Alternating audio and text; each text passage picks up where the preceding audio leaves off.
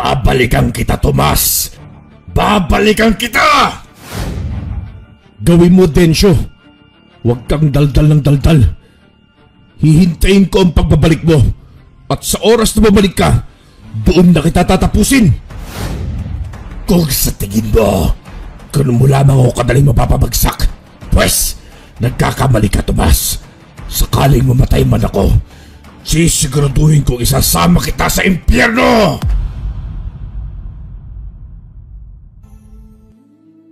Magmula pa ng kapanahunan ni Jesus, ay marami ng kababalaghang nangyayari. Marami na rin nakatira sa mundong ibabaw. Hindi lang tao, kundi pati na rin ang mga lamang lupa, engkanto, maligno, at ang isa sa mga kinakatakutan ng mga tao, ang mga aswang. Ngunit hindi lahat ng mga aswang ay dapat katakutan. Lingid sa ating kaalaman, ay may mga aswang rin na may mabubuting puso at mabubuting hangarin para sa kapayapaan ng lahat. Ngunit, paano kung ang iniingat-ingatan ng aswang na pagpapanatili sa kalayaan para sa lahat ay sinabutahe ng kanyang kauri? Kukonsintihin at hahayaan lang niya ba ito o ipaglalaban ang kanyang hangaring kalayaan? Ako si Tomas, isa sa mga namumuno sa aking iniingat-ingatang lahi, ang lahing Gabunan. Bago ko simulan ang aking salaysay, ay nais ko lang kayong batiin na mapagpalang araw, Karine at Sir Froy. Naway nasa maayos kayong kalagayan at laging nasa mabuting pangangatawan na malayo sa anumang karamdaman. Tulad ng iba'y, isa rin ako sa inyong mga masugid na tagapakinig dito sa inyong pasikat na YouTube channel, ang Manlalakbay. Nakahiligan ko na ang pakikinig sa inyo, lalo kapag pagod ako sa aking ginagawa sa pang-araw-araw. Bali ginagawa ko itong pantanggal ng pagod. Kuminsan ay akin na rin pampatulog. Hindi tulad ng iba na may karanasan patungkol sa mga aswang, ay iba ang ibabahagi ko, sapagkat ako mismo ay isang aswang. Hindi ko na lamang po babanggitin kung saan ako nagmula para hindi mabulabog ang mga naninirahan dito. Basta nagmula ako sa bukiring bahagi ng isang probinsya. Dito ako isinilang at dito na rin ako lumaki, sapagkat ako ang kinikilalang pinuno dito sa aming munting baryo. 32 anyos na ako ngayon sa kasalukuyan at namumuhay kasama ng aking butihing asawa at ang isang munting anghel na biyaya sa amin ng itaas, ang aming anak ni Rita na si Ismael. Kung bakit ako naging pinuno ay dahil sa akin iniatang ng aking ama ang obligasyong ito bago pa man siya pumanaw. Nawala siya dahil sa kagagawan ng isang may kinikimkim na galit at inggit sa kanya na isa ring aswang. Ngunit nagmula ito sa ibang lahi. Ito'y si Densyo na lahing Bangkilan. Malaki ang galit ko kay Densyo. Kung hindi dahil lang sa kanya, ay malamang wala ako sa napakalaking obligasyon ko ngayon.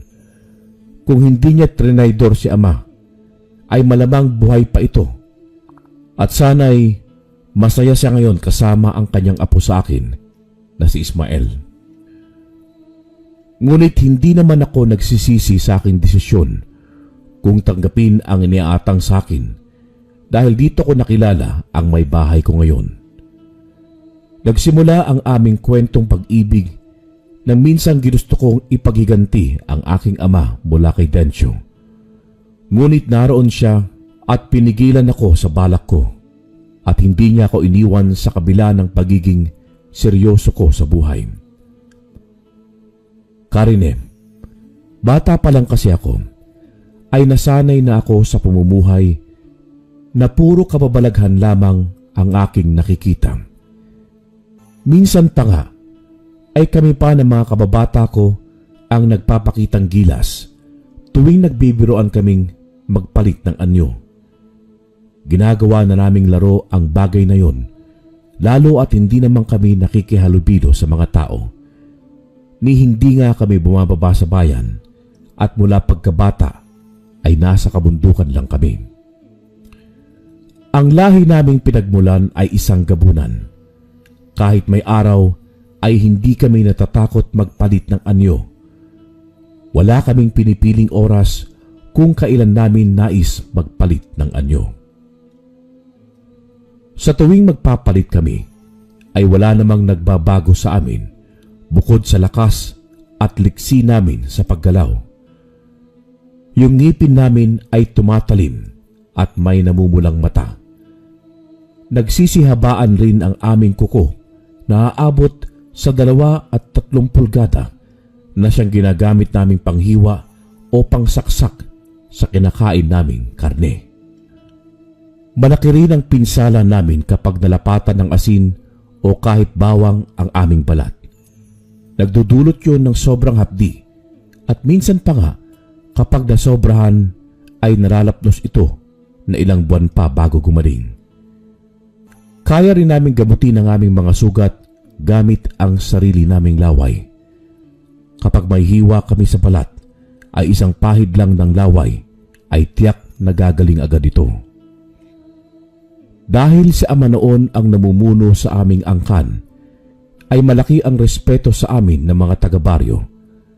Halos hindi na nga kami nangangaso noon ni Ama sa bukirin o gubat dahil lagi kaming binibigyan ng aming mga nasasakupan. Hindi ko na rin kasi nakamulatan pa ang aking ina dahil sa namatay ito noong ipinanganak niya ako. Habang pinapaanak daw ng komadrona noon si ina, ay wala sa bahay si Ama. Kwento pa ni Ama sa akin na pinasok raw noon ng ilang kalalakihan ang aming bahay.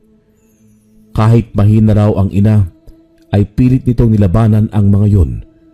Ngunit dahil wala pa itong sapat na lakas, ay mabilis lamang siyang natalo ng mga kalalakihan.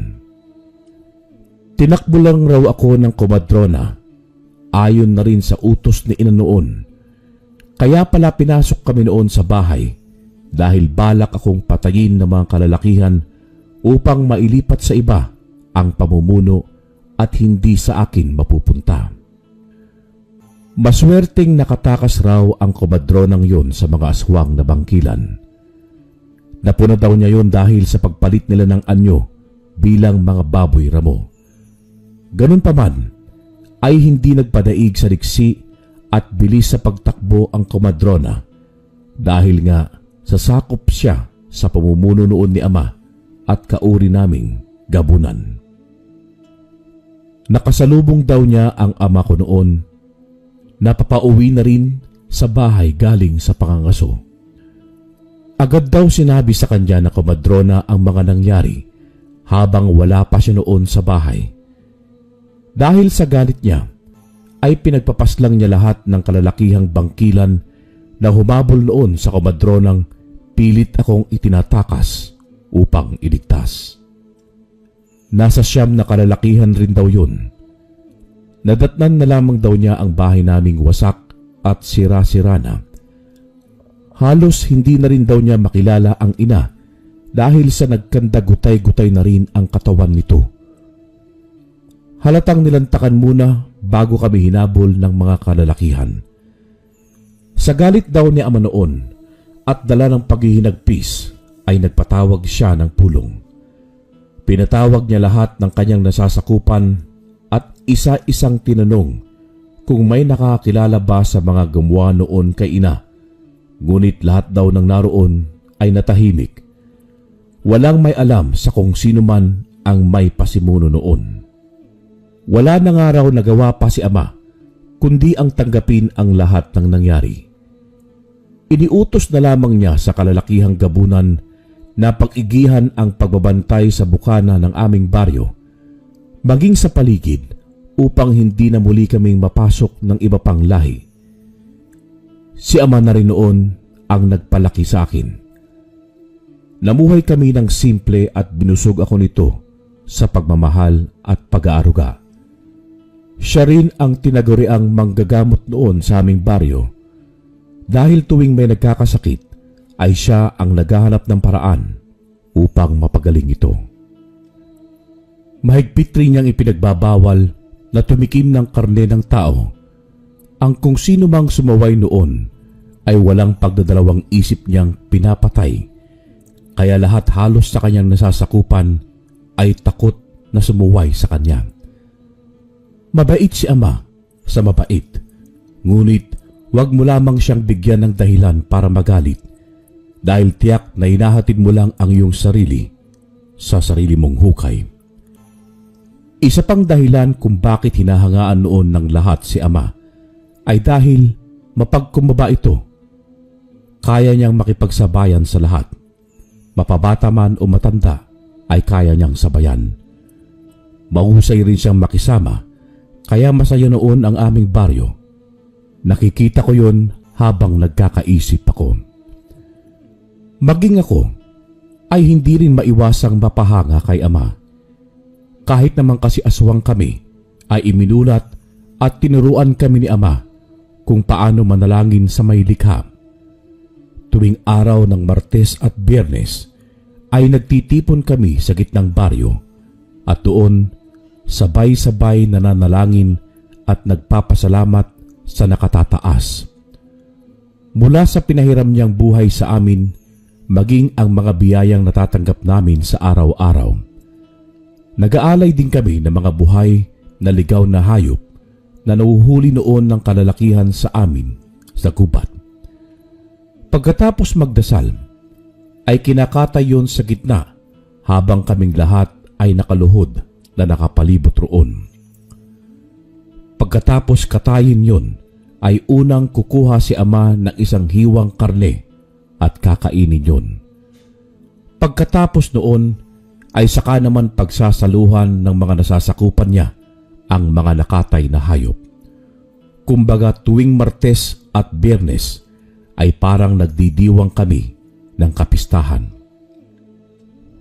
May mga mutya, medalyon at anting-anting rin ang iilang taga roon sa amin.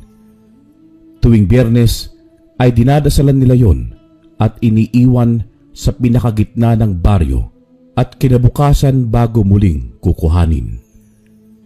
Ayon kay Ama, nang minsan nagtanong ako kung ano ang dahilan nila, bakit nila yun ginagawa ang ganong ritual. Yun ay dahil nagbibigay daw yun ng karagdagang taglay at lakas sa kanilang mga tangan. Isinusuko daw nila yon sa may likha na siyang pinakatataas sa lahat. Ang Amang may likha na lamang daw ang bahalang magdagdag ng lakas sa kanilang mga tangan. Noong sumapit ang aking ika-21 kaarawan, ay halos malula ako sa dami ng handa. Sobrang saya ko ng mga panahong yun dahil sinurpresa ako ni Ama maging ng kanyang sinasakupan. Lahat ay may kanya-kanyang ambag na pagkain, maging ang malalapit na kaibigan ni Ama na sina Densyo na hari ng mga bangkilan, si Capoldo na nagmula pa sa lahi ng mga tiktik, at si Aling Marga na isa namang manananggal ay dumalo. Nagmistulang parang bayan noon ang aming munting baryo dahil sa dami ng mga taong naroon. Ngunit kahit may matataas silang mga panunungkulan at magkaiba man ang lahing pinagmulan, ay takot sila kay Ama dahil may isang salita ito. Nagpasailalim rin sila sa pamumuno ni Ama noon dahil ang kagustuhan ni Ama ay para naman sa katahimikan at kapayapaan ng lahat. Maligayang kaarawan, inaanak. Abay binatang binata na. Pwede ka nang mag-asawa. Uy, anak ko ba pare Densyo? Huwag muna sa ngayon.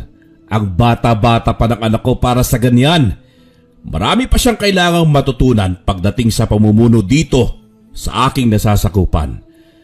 Darating ang panahon na kusang ibibigay ng tadhana sa kanya ang babaeng siyang bibihag sa kanyang puso. Sa ngayon, Kailangan muna niyang matutunan ng lahat habang hindi pa ako nangihina. Alam mo naman, siya ang susunod na mamumuno sa aking lahi. Tama po si Ama, Ninong. Hindi ko pa po iniisip ang bagay na yan. Tsaka sinabi rin ni Ama noon, kapag nasa edad 30 na ako, ay doon, pwede na ako mag-asawa. Sa ko yun po ibinabahagi at tinuturo pa niya sa akin ang mga kaalaman niya. Nang gabing yun, ay napuno ng tawanan at sayawan ang aming baryo. Halos lahat ng tao roon ay nagsasaya. Mayroong nagpapakita ng nakakatakot na hitsura bilang anyong aswang. Yung iba naman ay nakilahok sa patimpalak na ginawa noon ni Ama. Ang patagisan ng lakas at liksi sa loob ng koral na kanyang ginawa. Ang kung sino mang mananalo ay siyang makakatanggap ng gantimpala mula sa kanya. Ang medalyon o panyo na nakuha pa ng aking lolo sa pakikipagtunggali niya noon sa maligno, ayon na rin sa ikinuwento ni Ama. Ang taglay na kakayahan nito ay mahalin tulad mo sa isang mutya ng kalikasan. Kaya nitong protektahan ang sinumang may hawak noon dito. Isa sa taglay nito ay ang kakayahang tagabulag, kung saan ang sinumang may tangan nito ay hindi makikita ng kanyang kalaban, kumbaga. Kaya nitong ikubli ang iyong sarili sa pamamagitan ng pagbigkas mo ng isang orasyon na angkop dito. Taglay din ito ang kabal at kunat ng balat. Magiging kasing kunat ng goma ang iyong balat na hindi tatablan ng anumang patalim o armas kapag natamaan ka nito. Isa pang kakayahan nito ay ang ilihis ka sa bala oras na may magtangkang barilin ka. Ngunit bawat medalyon o panyo ay kinakailangan ng karampatang banal na dasal. Nagmula pa kasi ito sa pangangalaga ng mga anghel sa kalangitan na siya namang binabahagi nito sa kung sino man ang mapupusuan nito ayon na rin sa kwento noon ni Ama. Isa pa ay kailangan din ng mabuti at purong puso ang siyang dapat na may-ari nito dahil dobleng kamalasan ang maaaring ibalik nito sa may tangan sa oras na gamitin niya ito sa kasakiman o sa kasamaan. Hindi rin daw kasi ito gagana kapag masama ang hangarin mo. Magagamit mo lamang umano ang kakayahan nito kapag ikaw ay may mabuting hangarin pangkalahatan. Sa sandaling yun, ay halos lahat ng naroon ay gustong sumali sa patimpalak. Maging si Densyo at ang ilan pang namumuno sa kanilang angkan ay gusto ring makilahok dahil sa kagustuhang mapasakan nila ang medalyon. Wala namang pagtutol doon si Ama dahil pangkalahatan naman ang siyang sinasabing patimpalak. Makikita nyo mga katunggali, mababa sa akin ang premyong medalyon. Gagawin ko ang lahat para makuha ito sa kahit anong paraan. Uy, pare, ano ka ba? Tila hindi mo yata alam ang mga panuntunan ng patimpalak na ito. Hindi mo kailangan gumamit ng dahas. Isip at lakas lamang ang gagamitin, maging ang liksi sa pagkilos. Bawal mandaya at gumamit ng kahit anong sandata o tangang kakayahan. Ganun ba pare koy? Paumanhin ngunit nagagalak lang akong mapasakin ng premyong medalyon. Alam ko kasing malaki ang may tutulong niyan sa pamumuno ko. Sa sinabing yon ni Densyo ay tumango na lamang si Ama. Magkaganon man ay hindi may tatangging masakit ang ipinupukol nitong tingin kay Ama dahil sa napahiya ito sa sagot ni Ama. Napansin naman siguro yun ni Ama, kaya humingi ito ng paumanhin, ngunit wala itong nakuhang sagot mula rito. Bagkus ay agad itong pumunta sa isang malapad na koral. Maya-maya pa ay biglang tumunog ang tambol. Hudyat yon na magsisimula na ang patimpalak. Halos mahigit sa 20 kalalakihan ang naroon sa loob ng koral. May mga kababaihan naman, ngunit bilang lang ang mga ito at yung may malalaki at malalakas lamang na pangangatawan. Ang sino mang lalabas sa koral at ang sumuko ay unang matatalo. Halos nasa mahigit 45 minutos din ang pinanood naming tagisan. Doon ay may pangilan-ngilang sumuko na rin at yung mga may hina na. Dahil sa dami ng naroon sa loob ng koral at nagdalaban ay halos hindi namin makita lahat ng kaganapan. Nang 5 na lang ang natira sa loob, ay doon na pinatigil ni Ama ang laban, lalo noong napansin nitong nandaraya si Densyo. Hindi ito sumusunod sa palatuntunan at ginagamit ito ang kanyang matulis na kuko upang makalamang sa kanyang katunggali. Muling nagsenyas si Ama na patunugin ang tambol nang mapansing hindi pa rin tumitigil si Densyo kahit sumuko na ang 4 pang naroon. Nagulat na lamang kami sa mga sumunod na nangyari dahil ang 2 sa mga ito ay sinaksak niya at walang pakundangang pinagkakalmot. Hindi na nakatiis si Ama at pumasok sa loob ng koral. Pinigilan ko pa ito dahil nakikita kong galit na galit ang aura ni Densyo, ngunit hindi siya nakinig. Pagkapasok ay agad niya itong sinita. Densyo! Anong ginagawa mo? Itigil mo yan! Mandaraya ka eh! 2 na ang napapatay mo! Kung alam ko lang na hindi ka sumusunod sa alituntunin, ay sana hindi na lang kita pinasali pa dito! Paring Burgos naman, nagsisimula pa nga lang ako magpapawis eh. Bakit pa pinatigil mo na yung laban? Nangangati na ako maangkin ng medalyon! Kung ganyan ka, Densyo, ay hindi mapapasayo ang premyo. Masyado mong dinayang patimpalak na ito. Hindi mo man lang ba naisip na nawalan ng 2 padre na pamilya ang 2 pamilya dahil sa pinagpapaslang mo sila? Itigil na ang laban at walang mananalo ng medalyon! Sa pagkakataong yun ay tumigil na si Ama. Nagsimula na rin magbulungan ang mga taong naroon. Yung 2 pamilyang namatayan ay todo palahaw din sa pag-iyak at sinisisi si Densyo na nooy pangisi-ngisi pa. Nang palabas na ang ama ko sa koral, ay doon halos nagmistulang sabungan ang koral. Nakita kasi ng lahat kung paano siya sinugod ni Densyo at sinaksak patalikod gamit ang kanyang matutulis na mga kuko. Nagsisisigaw kami noon dahil sa hindi namin inaasahan ang pangyayari. Agad namang kinuha ni Densyo ang medalyong papremyo sana ni Ama kung sino man ang mananalo sa patimpalak. Maging si Capoldo na galing sa angkan ng tiktik at si Aling Marga na nagmula sa angkan ng manananggal ay walang nagawa. Hindi agad sila nakaimik dahil sa biglaang pangyayari.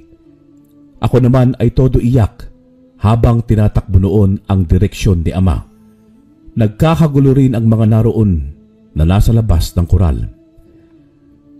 Mayroong pilit na nilalabanan si Densyo, ngunit maging sila ay walang magawa dahil sa taglay nitong liksi at lakas. Nagsitalamsikan rin noon ang mga dugo, gawa ng pakikipaglaban ng mga katiwala ni Ama sa aming baryo. Ngunit maging sila ay walang laban at magawa kay Densyo. Nang tuluyan na akong makalapit kay Ama, ay doon na ako napahagulgol. Naghihingalo na kasi ito at kahit anong pilit niyang bumangon ay hindi na niya magawa pa dahil sa dami ng saksak na kanyang natamo mula sa tinuring niyang kaibigan na si Densyo. Niyakap ko ito at inalo. Ama, huwag mo po akong iwan. Kaarawan ko pa naman po ngayon. Lumaban ka, Ama, at bumangon ka dyan. Di po ba marami ka pang ituturo sa akin? Kaya siguro na ho, Ama, bumangon ka na dyan. Magsasayawan pa tayo mamaya. Pilit ko pa itong pinatatayo, ngunit para lamang siyang lantang gulay. Makailang beses ko pang lawayan ang sugat sa bandang dibdib niya at nagbabaka sakaling gumaling, ngunit hindi talaga ito naghihilom. Anak, Tomas, hindi na kaya pa ng ama. Nasa tamang kulang ka na, anak. At alam kong kaya mo ng pamunuan ang ating nasasakupan. Ipagpatuloy mo ang aking nasimulan at ipangako mong hindi mo susuwayin ang mahigpit kong pinagbabawal. Huwag kang tumikim ng laban ng tao. Huwag kang mag-alala dahil babantayan kita mula sa itaas. Magsasama na kami ng iyong ina doon sa buhay na walang hanggan. Patawarin mo ang ama, anak. Ngunit hanggang dito na lang ang pinahiram na buhay sa akin. Gawin mo ang lahat upang mapanatili ang kaayusan dito sa ating angkan, maging sa iba pang lahi. Pagbayarin mo si Densyo. Hanggang sa muli, anak. Ama! Huwag mo akong iwan! Ama ko! Doon ay para akong binuhusan ng nagyayelong tubig. Para akong nawalan ng pag-asa dahil sa kanyang pagkawala. Binalingan ko ng matalim na tingin si Densyo at wala sa sariling tatakbuhin ko sana siya. Ngunit may dalawang kamay na yumakap sa akin mula sa likuran. Bitiwan mo ako! Ipaghihiganti ko si ama! Papatayin ko si Densyo! Hayop siya! Bitawan mo ako! Hindi ko man lang napansin o nakita noon kung sino ang yumakap sa akin. Sa kagustuhan ko kasing ipaghiganti si ama, ay wala na akong ibang iniisip pa. Bumaling na lamang ako ng tingin nang marinig ko ang napakahinhin na boses nito at umiiyak na rin ito. Tomas, hindi ito ang tamang panahon para makhiganti. Maging ako'y nais ko ring ipaghiganti si ama ng walang awang pinatay ng hayop na Densyong iyon. Pero hindi ko ginawa. Alam mo ba kung bakit? Tingnan mo ang mga aswang na nakahantusay. Lahat ng yan ay kagagawan ni Densyo.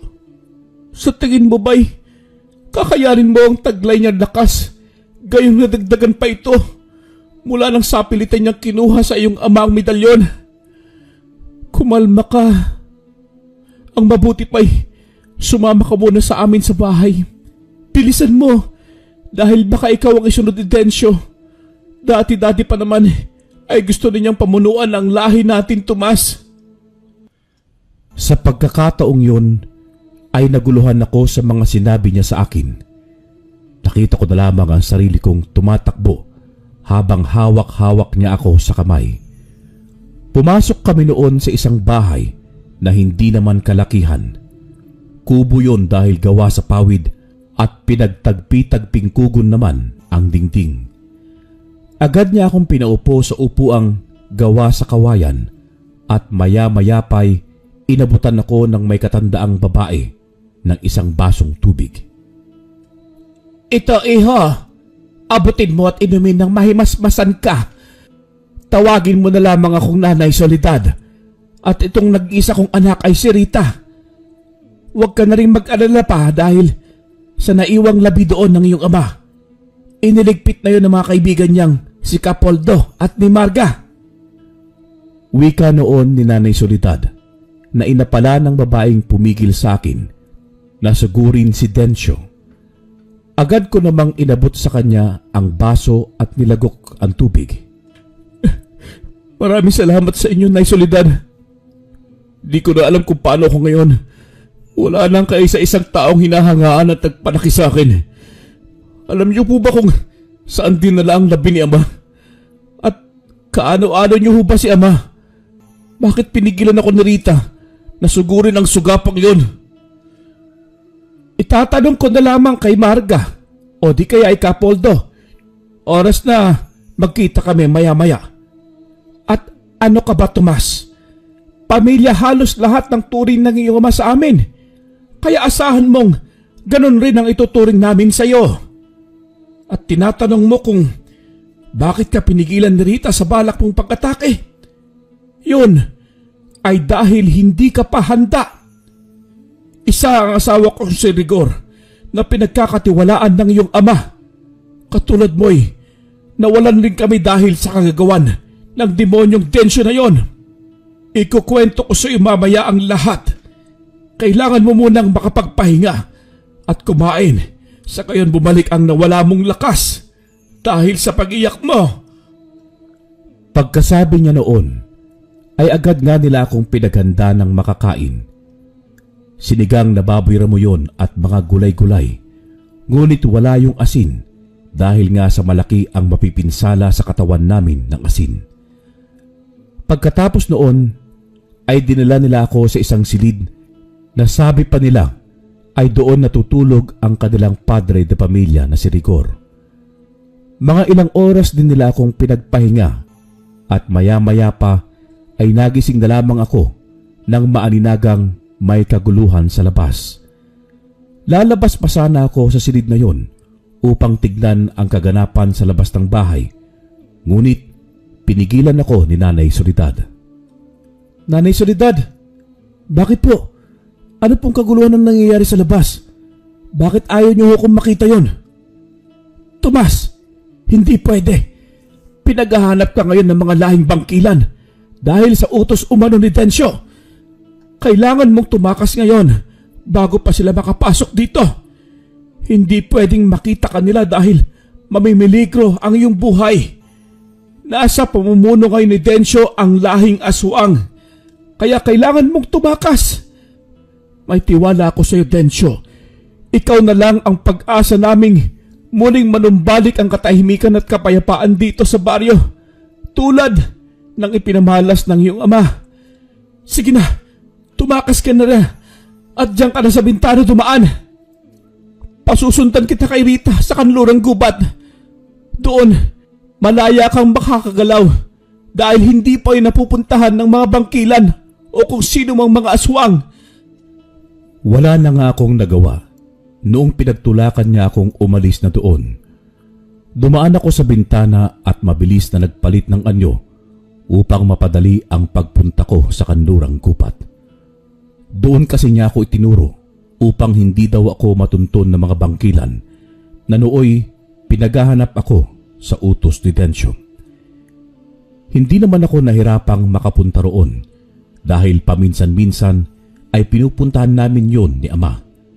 Sa katunayan niyan ay may kubol kami roon na pinagpapahingaan at doon din niya ako madalas na sinasanay.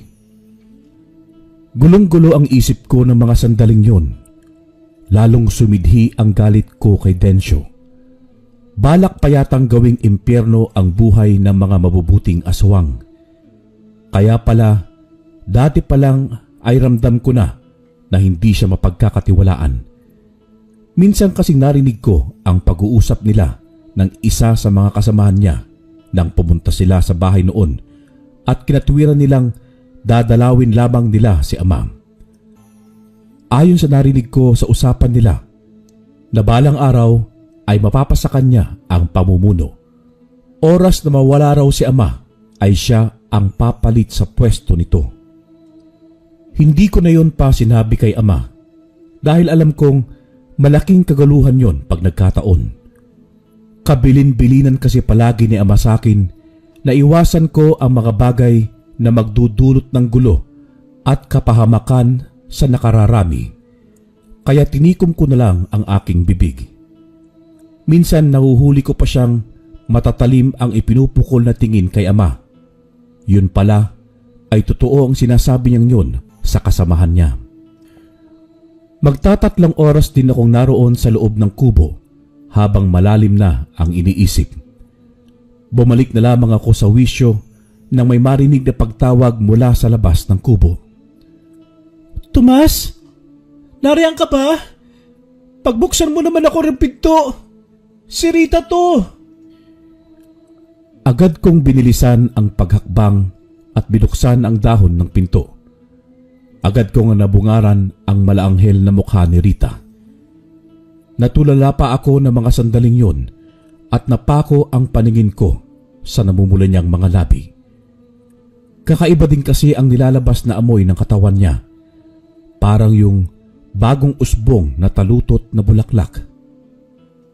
Hoy, Tomas, anong nangyayari sa'yo? Bakit pa parang natulala ka na dyan? Hindi mo man lang ba ako papasukin? Kwan, halika, pasok.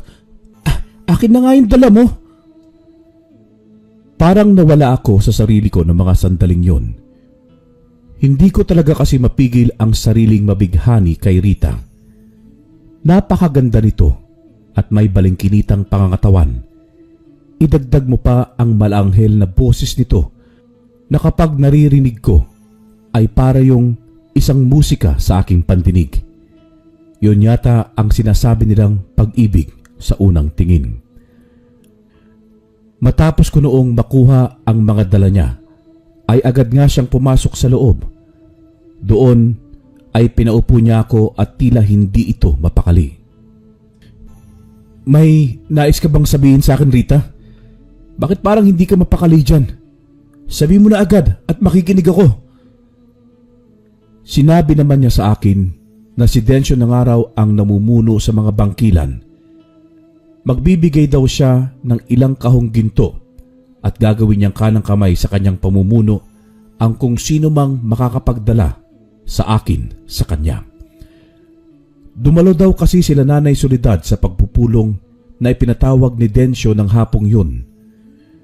Yun din daw ang dahilan kung bakit natagalan siya bago ako sundan noon sa kanlurang gubat. Dagdag pa niya, ay magiging alipin daw niya lahat ng mga bata at kababaihan sa aming baryo. Sila lang umanong mga bangkilan ang may karapatang mamuhay na hari at reyna doon. Ang kung sino mang sumuway sa kanila ay ipanglalaman sa kanilang sikmura. Pagkasabi daw niya noon ay agad niyang inilabas ang medalyon na sapilitan niyang kinuha kay ama. Pagkatapos ay kumuha siya ng 2 paslit at walang awang nilantakan sa harap ng pagpupulong. Wala umanong naglakas loob na pumigil dito dahil daw kapag ginawa nila yon ay siguradong ganon din ang sasapitin nila. Dagdag pa niya, ay malaya na raw ang lahat na mambiktima at tumikim ng laman ng tao dahil umano nasa kanya na rin ang pamumuno. Kinagabihan daw ay bababa sila sa bayan at kukuha ng mga mabibiktima na siyang pantawid nila sa kanilang gutom. Sa tinuran niyang yun ay halos manggalaiti ako sa galit. Pinagsusuntok ko ang dingding ng kubol namin kaya nagkabutas-butas ito. Hindi ko na kasi mapigilan pa ang sarili kong magwala dahil sa sobrang galit ko na naramdaman sa kanya. Una ay ang ama ko ang pinaslang niya at ang pangalawa ay ang mga taong nasa pamumuno ni ama ay balak pa niyang gawing alipin at utusan. Hindi na rin ako nagtataka kung siya rin ang nag-utos noon na patayin kami ni ina. Walang yasya. Wala siyang puso. Pagbabayarin ko siya sa lahat ng ginawa niyang karahasan. Babawiin ko ang pamumuno at ipagpapatuloy ang nasimulan ni ama. Papatayin ko siya oras na magkasalubong ang aming landas. Hindi ko hahayaang masayang ang lahat ng pinaghirapan ni ama. Anong karapatan niyang gawin yon sa mga kalahi natin? Ano? Sabihin mo sa akin, Rita. Ano? Maging ako, hindi ko rin alam, Tomas. Pwede bang maghunos dili ka muna? Hindi pwede magpadaig sa galit na iyong nararamdaman. Hindi ka makakapag-isip ng tama kapag galit ang pinairal mo. Ikalmo mo ang sarili mo at makakapag-isip ka ng maayos. Huwag kang mag-alala dahil marami rin sa lahing nagmumula sa pamumuno ng iyong ama ang siyang hindi sang-ayon sa pamumuno ni Densyo. Naroon pa sila ina, Aling Marga at Kapoldo na handang ipaglaban ang katarungan para sa kapayapaan ng lahat. Sa sinabing yon ni Rita, ay nawala bigla ang pagkasidhi ng galit na aking naramdaman. Nabuhayan ako ng loob na makukuha ko ang pamumuno kay Densyo kapag nagtulong-tulong kami. Ngunit naiisip ko noon na wala pa rin kaming magagawa laban sa kanya dahil hawak niya ang medalyon. Paano kung gamitin niya yon laban sa amin? Anong magagawa namin sa kanya na tanging pagkaaswang lang ang tangan? Bagamat may mga anting-anting rin at mga mutya ang iilan sa aming angkan, ay hindi yun sasapat kumpara sa medalyong hawak ni Densyo. Kailangang makuha ko yun sa kahit na anong paraan. Natitiyak kong mapapanalo ko ang laban kapag napasa kamay ko yun. Tila nabasa naman ni Rita ang nasa isip ko noon. Tomas, kung naiisip mong hindi natin kakayanin ang taglay na tangan ni Densyo, huwag kang mag-alala. Sa pagkakataong ito'y alam kong kumikilos na sila at gagawin nila ang lahat na mabawi lang ang medalyong yon. Tandaan mong madali matalo ang kalaban kapag nagtulong-tulong ang lahat. Kaya huwag kang mabahala dahil hindi ka namin iiwan. Katulad ng hindi pag-iwan sa amin ng iyong ama ng mga panahong kailangan namin siya. Maraming salamat sa inyo, Rita. Sa inyo ni Nanay Soledad at sa lahat ng mga pumapanig sa tama. Alam kong masaya si Ama kung saan man siya naroroon sa ngayon dahil kahit tuluyan niya tayong iniwan ay nakatatak pa rin sa puso ng bawat isa ang iniwan niyang mga kabutihan. Napakapaalad kong siya ang naging ama ko. Asahan niyong hindi ko kayo bibiguin tulad ng ipinangako ko sa kanya. Lalaban ako para sa kaligtasan ng lahat at kapayapaan. At magagawa ko lamang yun dahil sa tulong nyo. Huwag kang mag-alala. Kasangga mo kami sa iyong laban. Ilalaban natin ang tama at pagbabayarin si Densyo sa lahat ng mga kawalang-hiyaang ginawa niya. Sisingilin natin siya sa mga buhay na kinuha niya. Kasama na doon ang ating mga ama. Sa pagkakataong yun, hindi ko na maiwasang humanga palalo kay Rita. Maliban sa maganda na ito, ay may kabutihan din siyang taglay. Hindi ko na nga napigilan pa ang sarili kong kintilan siya ng isang mainhing halik sa labi. Nagulat pa ako noong gumanti siya sa akin ng halik. Noong mga panahong nag-init na ang aking katawan, ay doon na ako tumigil. Naisip ko kasi noon ang ipinangako ko kay Ama na kailangang nasa 30 anyos ako bago mag-asawa. Hindi ko siya bibiguin. Kung tunay nga kaming tinadhana ng may kapal ni Rita, ay magiging kami sa huli.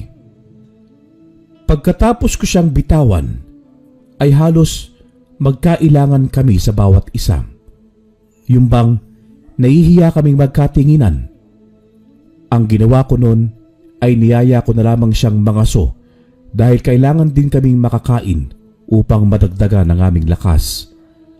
Bawat karne kasi ng hayop na aming kinakain ay nakakadagdag yon ng puwersa sa amin. Ngunit hindi namin ugaling inumin ang dugo noon.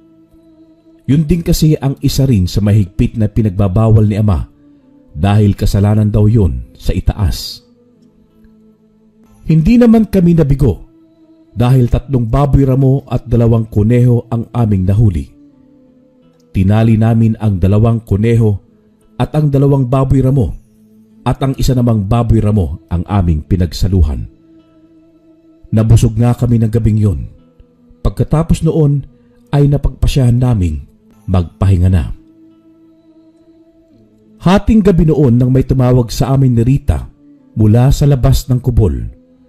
Nagtataka kami dahil wala naman kaming inaasahang bisita ng gabing yun. Agad ko yung nilabas at nakita kong si Nanay Soledad pala ang naroon. Noong una ay hindi ko ito makilala dahil nasa anyong aswang ito. Ngunit nang bumalik siya sa kanyang anyong tao ay nakilala ko na siya. Tomas! Panahon na para bawiin ang medalyong hawak ngayon ni Densyo. Magmadali ka dahil maraming umaasa sa iyo. Ngayon ang tamang tiyempo dahil wala ngayon ang mga bangkilan sa baryo natin. Nasa bayan sila ngayon at plano nilang mambiktima roon ng taong bayan. May nakapagsabi sa akin na naiwan ni Densyo ang medalyong yon sa bahay nyo. na sapilitin niyang tinirhan. Kung ganun ho, ay panahon na para tapusin ang paghahari ng demonyong yon. Tara na ho, Nanay Soledad. Rita, dumito ka lang at ipinapangako kong babalikan kita dito. Ayoko mapahamak ka. Aalis na kami ng nanay mo. Gustuhin ko man tumulong, ay alam kong maging si inay ay hindi rin ako papayagan. Basta ipangako niyong walang mawawala sa inyo ni isa at babalikan mo ako dito, ha? Tomas, mag-iingat kayo. Naway manalo kayo sa gagawin niyong laban. Walang sabi-sabing nagpalit ako ng anyo. Muli kong ginamit ang liksi at bilis ko upang mabilis na makarating sa bahay. Doon ay nadatnan kong naghihintay ang ilang mga sumapi sa aming ipinaglalaban noon. Kasama na roon si Capoldo. Wala roon si Aling Marga dahil sinama umano siya ni Dencio sa bayan para mangalap ng taong siyang panglaman nila sa kanilang hayok na sikmura. Maya-maya pa ay hinila ako ni Capoldo at dinala sa silid noon ni Ama na siya ring ginawang silid ni Dencio. Mula sa lumang aparador ay may kinuha siya roon na isang maliit na baol at agad niya yung inilapag sa aking harapan. Mas mainam siguro kung ikaw na lang magbukas niyan, Tomas. Nararapat mapunta sa iyo ang bagay na yan dahil nakikita ko sa iyo ang katauhan ng iyong ama. Ipangako mo na lang ng oras na mapasa iyo ang medalyong yan ay hindi mo gagamitin sa masama katulad ng ginawa ni Dencio. Naway gamitin mo yan para ipagpatuloy ang nasimulan ng iyong ama. Bilisan mo lang kumilos dahil hindi natin alam, baka mamaya ay bumalik na agad sila. Maraming salamat sa pagsapi niyo sa amin ni Ama, Capoldo. Pinapangako ko rin sa inyo bilang kaibigan ni Ama na hindi ko kayo bibiguin. 10 ng ating angkan at lahat ng aswang na may mabubuting hangarin. Mabubuhay tayo sa kapayapaan at hindi sa impyerong katulad ng ginawa ni Dencio. Pagkasabi ko noon, ay agad kong binuksan ang baul. Doon ay bumungad sa akin ang medalyong pag-aari ni Ama na sana ay yun ang magiging premyo sa kung sino man ang mananalo sa ginawa niya na patimpalak noon. Ngunit sa akin lang pala mapupunta yun. Agad kong kinuha yon at pinikit ang aking mata. Tunay ngang napakalakas ng presensyang tangan nito dahil maging ako'y napahanga dito. Amang may likha sa lahat, patnubayan mo na ba ako sa paggamit ko ng medalyong ito na ipinagkaloob sa akin ng aming angkan? Naway magamit ko ito sa kabutihan laban sa kasamaan. Hinihingi ko rin ang iyong basbas na sana'y ipanalo mo kami sa gagawin naming laban. Hinihiling ko rin sana ay huwag mong hayaang malagasan pa kami mga kasama kontra sa grupo ni Dencio. Pagmulat ko ng aking mata ay namangha pa ako dahil parang maenerhiyang bigla na lamang nanuot sa aking katawan. Gumaan ang aking pakiramdam at naging maaliwalas ang aking kaisipan. Maya-maya pa ay may narinig akong isang boses. Boses yun ni Ama kung hindi ako nagkakamali. Sinabi nito sa akin na kasama ko raw siya sa gagawin kong laban kontra kay Dencio. Agad akong lumabas sa bahay at sumunod naman lahat ng kasangga ko. Ngunit kahit ganoon ay hindi ko pa rin mapigilang hindi makaramdam ng galit dahil nakikita ko ang ilang mga gabunang nasa pamumuno noon ni Ama na labis nang nahihirapan gawa ng pagmamalupit ni Dencio sa kanila. Naroong may putol ang braso, pilay, sinunog ang buhok at wala ng daliri. Yung iba naman ay may mga kalmot pa sa iilang parte ng kanilang katawan. Mga kasama, maraming salamat sa hindi niyo pag-iwan sa amin ni Ama. Patawarin niyo din sana ako kung wala akong nagawa upang ipagtanggol kayo mula sa sakim na si Dencio. Ngayong gabi, ipinapangako kong dito na magtatapos ang kahayupan at kahayukan ng demonyong yun. Dito na rin matatapos ang inyong paghihirap. Mamumuhay tayo muli ng tahimik at payapa tulad ng nakasanayan. Sana'y tulungan niyo akong ipanalo ang laban na ito. Hindi ko ito makakaya ng ako lang. Maaasahan ko ba kayo? Halos mabingi ako sa mga sigawan nila noon sa pangunguna ni Nanay Soledad at Kapoldo. Pare-pareho kami na mga ninanais noon ang maipanalo ang laban upang matapos na ang paghihirap na dulot ni Dencio sa amin. Pinangako ko rin sa sarili kong kapag nanalo kami ay bibisitahin ko si Ama sa kanyang huling hantungan at iaalay ko sa kanya ang pagkapanalo namin sa labang magaganap. Kung ganon, magbantay kayo sa paligid. Dapat walang makapasok ditong alagad ni Dencio. Kung alam niyong mayroong hindi magandang gagawin, ay binibigyan ko kayo ng utos na paslangin kaagad. Sa ngalan ng Amang may likha at sa ngalan ng aking amang si Burgos, ay paslangin niyo ang mga sakim na nasa panig ni Dencio. Ako ang bahalang haharap kay Dencio. Sa pamamagitan ng medalyong ito, ay tinitiyak ko may papanalo ko ang laban. Agad nagsipulasan ang mga kasamahan ko noon matapos kong sabihin yon. Halos lahat ng naiwan sa baryo namin ay iisa lang ang hangarin, ang tapusin ang kasamaang dulot ni Dencio.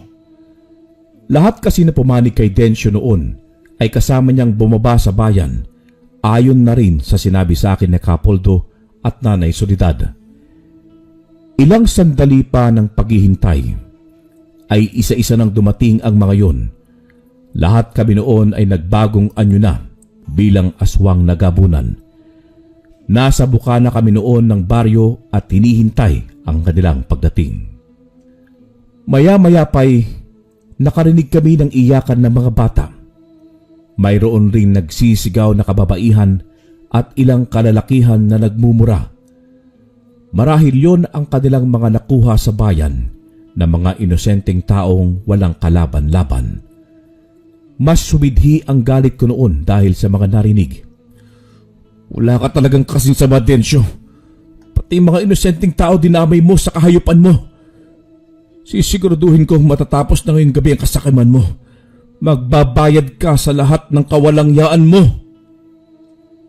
Sambit ko noon sa aking sarili. Ramdam ko na rin noon ang pag-iinit ng aking katawan at nangangati na ang aking kamay na para bang may nag-uutos sa akin na simulan ko na ang laban. Maging ang kwintas ko noon na medalyon ay nag-iinit na rin. Hudya na maraming halang ang kaluluwa na malapit sa amin. Mga kasama, panahon na para tapusin ang kasamaan. Sumugod kayo ngayon na. Sugurin ang panig ni Dencio. Ubusin silang lahat at walang ititira. Sigaw ko noon na agad namang sinunod ng mga kasangga ko. Maya-maya pa'y nakakarinig na ako ng mga palahaw ng nasasaktan. Sigawan at angilan, senyales na nag-umpisa na ang labanan. Agad ko ring nakita si Dencio noon na malapad ang pagkakangiting ipinupukol sa akin. Taliwas naman sa ipinupukol kong tingin sa kanya. Gusto kong pinupinuhin siya dahil sobra-sobra ang galit kong nararamdaman noon sa kanya. Ngunit nang maalala ko ang sinabi sa akin ni Rita na huwag akong magpadaig sa galit, ay sumigaw ako ng sumigaw para ilabas yun. Nang naramdaman kong kumalma na ako, ay doon ako nag-isip ng maayos kung paano ko aatakihin si Dencio. Tuso si Dencio. Kaya inisip ko noon na dapat maingat ako sa bawat galaw at ataking bibitawan ko. Maya-maya pa ay lumapit ito sa akin at nag-anyong malaking baboy ramo. Itim na itim ang balahibo niya at may dalawang matutulis na pangil. Kapansin-pansin din ang mga kuko niyang parang sa bagong hasang kutsilyo at may namumulang mata na para akong binabalatan ng buhay. Maya-maya pa'y nagsalita si Dencio na parang nagmula pa sa ilalim ng kalupaan dahil sa lalim ng boses. Ipakita mo sa akin kung hanggang saan ang kaya mo, bata. Dahil katulad ka rin ng iyong amang gabunan na mahina. Walang makakatalo sa akin.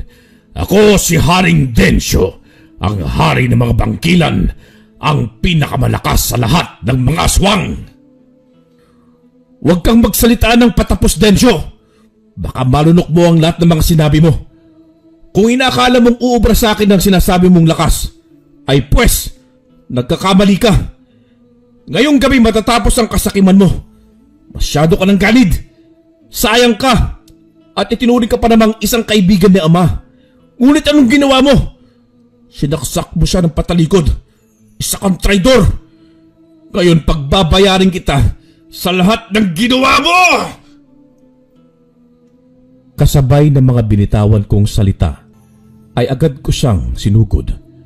Aminado akong malakas siya at napakaliksi, ngunit wala sa bokabularyo ko noon ang magpatalo.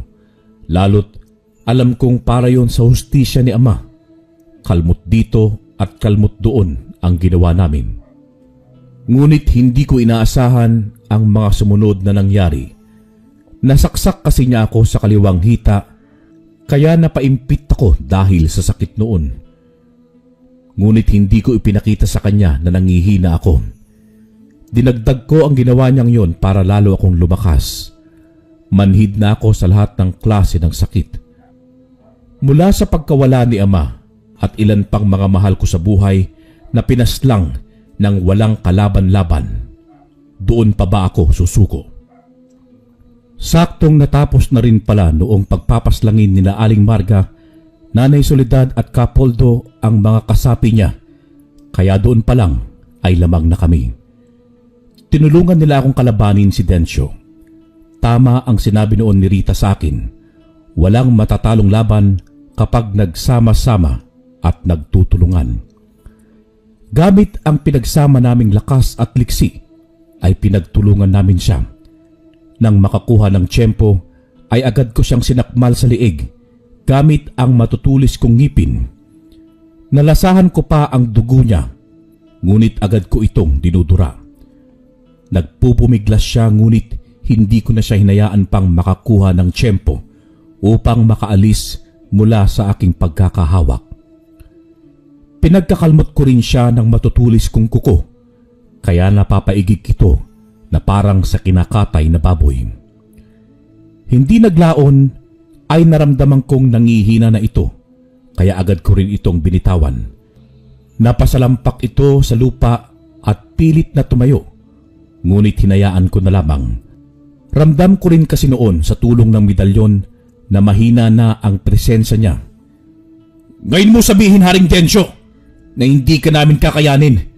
Baka nakakalimutan mong wala pang nanaig na kasamaan laban sa kabutihan. Ang mga tulad mong sakim at hayok sa laman ay walang karapatang mabuhay sa mundo. Ngayon, magbibilang ako. Binibigyan kita ng pagkakataong tumakas. 1, 2. Hayop ka, Tomas. Hindi pa tayo tapos. Babalikan kita at sinisigurado kong ihatid kita sa impyerno. Babalik ako at ipapakita ko sa'yo na mali ka ng binangga! Agad rin siyang tumalikod at paika-ikang tumakbo gamit ang pagkaanyong aswang niya. Hihintayin ko ang iyong pagbabalik, Densyo! Kahit makailang beses pa kitang papatayin, ay gagawin ko. Maranasan mo man lang ang sakit na ginawa mo sa mga tao at sa mga aswang na walang kamuwang-muwang na pinagpapaslang mo! Nang makita kong medyo malayo na siya, ay muli kong naalala si Ama. Nakaramdam muli ako ng galit sa kanya, kaya mabilis ko siyang tinalon at sinugod hanggang sa tuluyan na nga siyang mawalan ng hininga. Gusto sana kitang hayaang mabuhay at nagbabaka sakaling magbago ka pa, ngunit hindi na maaari. Baka magamit mo pa ang iyong pagkaaswang at makapagparami ka pa. Ayaw ko nang may magbuwis pa ng buhay dahil sa kagagawan mong demonyo ka. Kung tutuusin, ay kulang pa ang buhay mo sa ginawa mong pagkitil ng mga buhay na walang ginawa kundi mabuhay ng tahimik. Magsama kayo ng Panginoon mong si Satanas! Nang matapos ang labang yun, ay napasalampak ako sa damuhan. Maraming dumalo sa akin at nakikita ko ang matamis na pagkakangiti ng mga ito. Naiyak na lamang ako dahil sa tuwa. Sa wakas ay nabigyan ko na rin ng hustisya ang mga buhay na nawala, maging ang buhay ni Ama mula sa kamay ng bangkilang si Densyo. Tulong-tulong kaming inipon ang mga bangkay na naroon at pinagsusunog yun hanggang sa maabo. Ang ulo ni Densyo ay kinuha ko dahil balak kong ialay yun kay Ama at ipakita sa lahat na ang sinumang sumuway sa akin ay ganun rin ang gagawin ko. Wala naman akong masamang hangarin at tanging yung nasimulan lamang ni Ama ang ipagpapatuloy ko. Binalikan ko rin noon si Rita sa kubol, sa kanlurang gubat at niyaya siyang bumalik sa aming baryo. Hinintay ko munang nasa edad 30 na ako, tulad ng ipinangako ko kay Ama bago ako nag-asawa. Wala namang tumutol sa amin dahil nakikita naman ng lahat kung paano kami nagkamabutihan ni Rita. Sa katunayan niyan ay si Aling Marga at Kapoldo pa ang nagbigay ng basbas sa amin at yun ang tinatawag naming kasal dito sa aming baryo.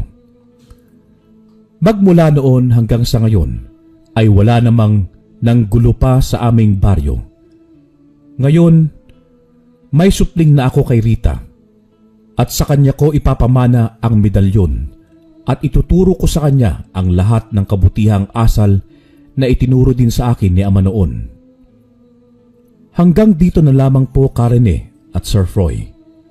Maraming salamat sa paglaan nyo ng oras upang mabasa ang aking ibinahaging karanasan dito sa inyong YouTube channel na Ang Manlalakbay. Lubos na gumagalang, Tomas, ang pinuno ng mga gabunan. Wakas.